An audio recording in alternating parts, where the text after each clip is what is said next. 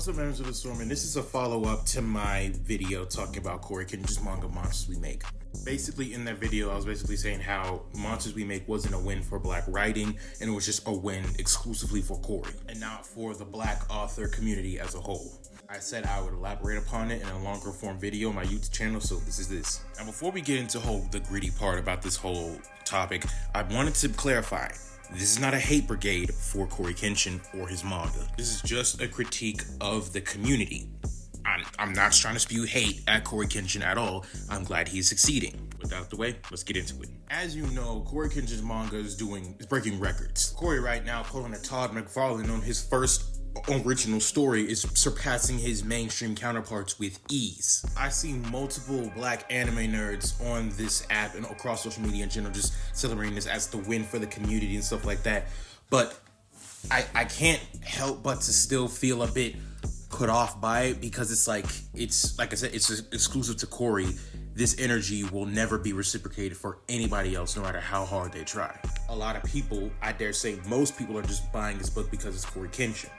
Corey Kenshin himself even stated that he doesn't want this to happen. Now, my job as the creator is to get you to cop this. And I don't want you to buy it because I'm Corey Kenshin. Now, unless you're just gung-ho for horror action manga, I mean, yeah, just cop it now, please. But if I can't get you to take a chance with $15, then this doesn't deserve to get bought at all. The exact same story, art style, and animated trailer. If it was anybody else doing it, it wouldn't have got this far. And that is due to his absurdly high follower count and his loyal fan base.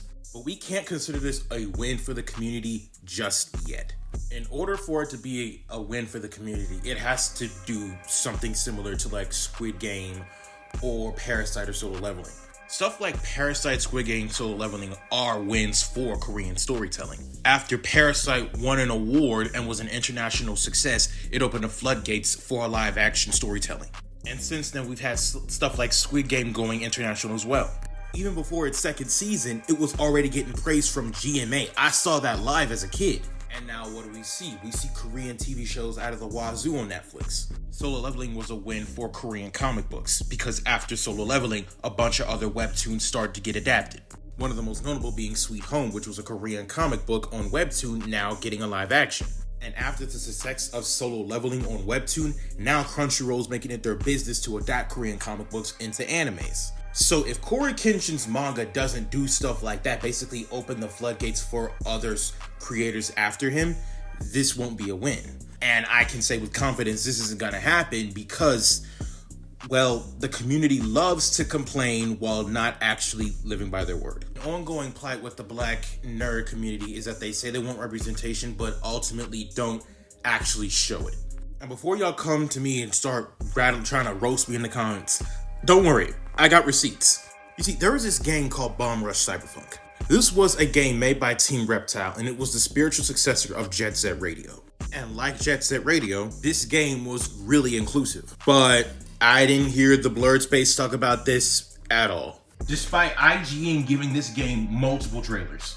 Not one, not two, but a total of 5 trailers. Yet the Blerd community somehow missed it. Yeah, okay. League of Legends Convergence came around the time Arcane was starting to get really popular. And I didn't find this game until I was just mindlessly searching through the Switch store and I found it. And I didn't know if it was good until years upon years afterwards, seeing from one content creator saying that this game was extremely fun, the art style was fun, the combat's fun, etc. Again, the Blerd space, who claims to want games like this, didn't say anything about this game. No one told me about Vampire the Masquerade Blood Hunt, which was Vampire Fortnite with diverse customization. And y'all still may be saying, oh, well, that's just the me thing. That's just my coon observation. If you don't believe me, believe the black gay comic geek. People always say make your own, or why aren't we making our own? But how many of y'all actually supporting it when it does come out? The problem is if we don't support, they don't get made into larger adaptations. And he ain't the only content creator who's been saying this. An amazing content creator called King Lion made a series called Flame.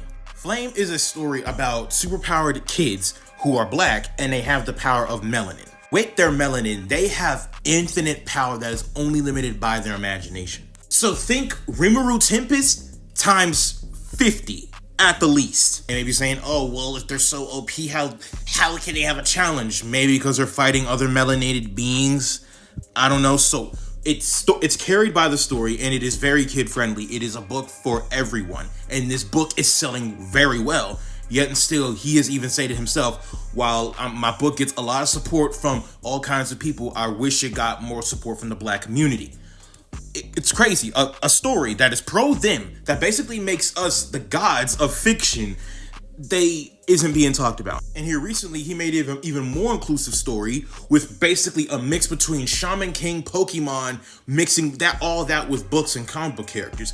And it's amazing. Again, barely see any black nerd talking about this. And besides content creators, literally companies themselves who are diverse and are black owned are saying this. In a post a while ago that Saturday AM made, it was a post about their manga Underground. Underground won an award in Japan for a manga award. And I said, I'll be waiting for the anime blerds who say they want representation to hype this up. Saturday AM themselves stated, and I quote, "We are still waiting on them comics and manga blerds to talk about us in a major way," and added a bunch of blurred people. They went on to say, "IDK just seems like we've been at this for a decade, clearly been doing major things. If it's not news to a journalist versus what do they cover, then what is?" Saturday AM, a company with award-winning series, isn't covered by blerds, isn't covered by the black nerd community. Even companies like Godhood Comics, whose series has gotten enough recognition to get a whole TV series, still hasn't said themselves, while we may not always receive the recognition we deserve, our impact on this space is clear. So again, they, while not putting a raise to the group, even said that they going under-recognized. But we don't need to put a name to it because we already know who it is. Nobody big in the blurred space is talking about this book, despite it being greenlit for a TV show, which is a big feat for, especially with what this book is about. You know how a lot of y'all are saying America ain't crap and you wish you could burn it down? Well, this book is about that. And that book is getting a TV adaptation. Crickets. I can go on to give examples for days. And the argument may be, oh, well, we don't know it because the system in place keeps us from knowing it, which again, I call bullcrap.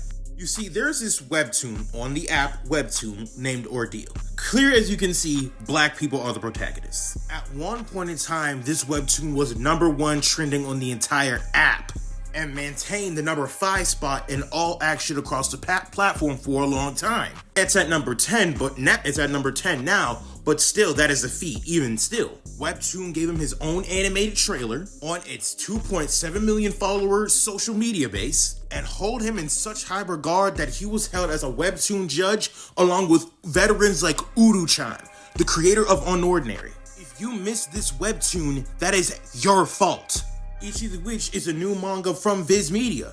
And in this manga, there is a figure that is like Gojo, who has a crap ton of power, who's pretty wise, silly and goofy. Basically, everything we love about Gojo is in this black girl. And nobody is talking about this manga. No, not nobody. Blerds aren't talking about this manga. I've seen several non-black people talk about this manga and gas it up. Why is it the Blerds doing it? Ultimately, I say all that to say Corey Kenshin's manga breaking records is a win for Corey Kenshin, not the community. And hopefully I'm wrong. And maybe after his manga releases and it marinates in the community, this will open the floodgates to other content creators or other black authors in general, or any author who decides to make their stories diverse. And basically people reciprocate that energy to them as well. Again, I highly doubt it, because not even Viz Media can get that attention for a diverse story. There are countless creators out there already creating the diverse stories that the Blerd community says they want to see and that go unrecognized by the Blerd community. Biggest obstacle to the black community's representation right now is the black community, and we need to fix that.